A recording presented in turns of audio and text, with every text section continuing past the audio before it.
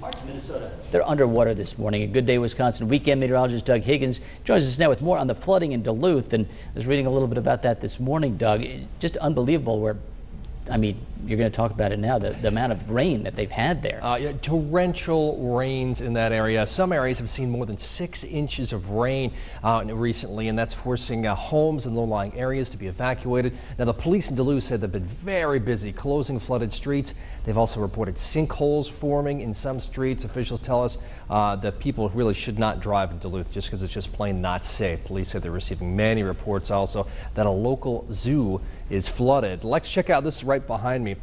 This is using our storm tracker, and on average, this is just average rainfalls in and around Duluth of 3 inches, but as we reported, 6 and sometimes 7 inches of rain has fallen. Here's a couple of the reports.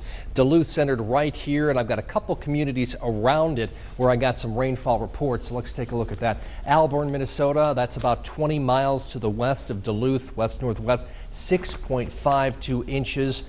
Duluth, northeast of Duluth and Lester Park at 6.38 inches, and in Proctor, which is just to the southwest, over 5 inches of rain has fallen. Now, the bad news about this, more rain and thunderstorms in the forecast. This is a developing story. There's been so much flooding. We've actually had a hard time trying to get video out of there to show you what exactly is going on, but we are doing that, trying to find some pictures, dig up some pictures, but people there are just so busy cleaning up and evacuating that this is definitely a developing story that we're going to keep an eye on. Pete and Rachel.